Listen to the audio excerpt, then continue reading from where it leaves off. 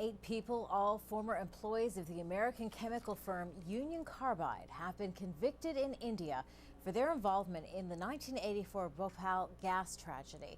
Up to 25,000 people were killed after toxic gas escaped from Union Carbide's pesticide factory. The 7 surviving defendants got a 2-year prison sentence, but were later released on bail. Union Carbide says its former executives were not responsible for the operation of its Indian subsidiary. For more on this story, we're joined now live from New York by Brian Mooney. He worked for a while as a lawyer in the Bhopal case. So after more than 2 decades of waiting for a verdict, in your opinion, has justice been served in this case?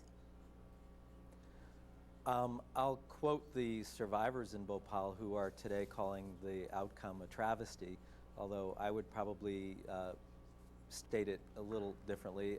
I wouldn't call it a landmark in the history of justice.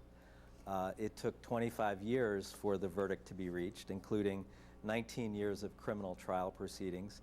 As you just mentioned, up to 25,000 people have died. 500,000 people have been injured. The medical consequences of exposure to the gas, methyl isocyanate, are still not even understood. The verdict did not include the criminal defendant, Warren Anderson, who was the CEO of Union Carbide back in 1984, and it didn't include Union Carbide Corporation, the parent company of Union Carbide India Limited. The defendants who were found guilty are all employees of Union Carbide India Limited. The case was also the criminal charges were also diluted over the years from culpable homicide down to today's verdict for criminal negligence. So no, I wouldn't call it a banner day in the history of justice. But having said that, the verdict is not nothing, and it's at least a symbolic victory for the survivors in Bhopal, who after 25 years now see someone is finally being held to account for the disaster. Well, as you point out, though, there has been significant criticism that the sentences are comparable to someone who has been in a traffic accident or a traffic ticket, that it does not fit the crimes. What's your take? That makes sense to me. I was trying to think about the scale of the sentence today, and I was imagining, as an American learning about the BP disaster in the Gulf of Mexico, what if one day it's found that some BP executive committed some criminal act or maybe just criminal negligence, producing that disaster? I don't think Americans would be satisfied that that person served 2 years in jail.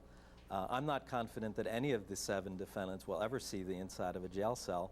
What with the amount of time it took to reach a verdict, they can simply appeal it and delay justice even further.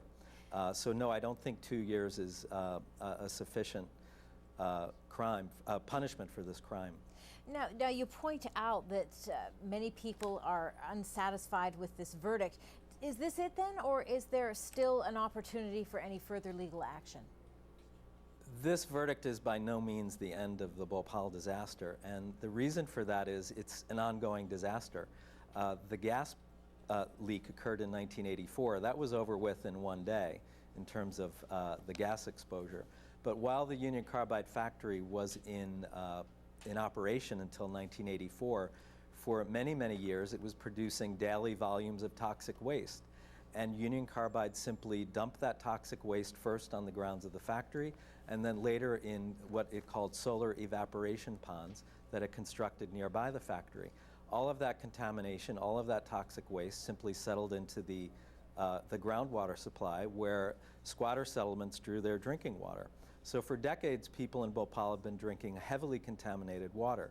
And those cases are still outstanding. There's been a case involving that in the federal court here in New York for 10 years, and another case in India.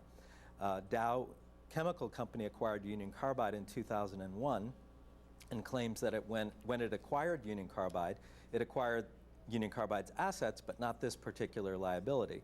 So Dow and the government of the state of Madhya Pradesh, where Bhopal is located, have been pointing the fingers at each other for 10 years, while innocent people have been drinking contaminated water. So this is not the end of the Bhopal disaster. All right. Well, we appreciate you updating us on what looks like an ongoing story. Brian Mooney from New York, thank you. Thank you.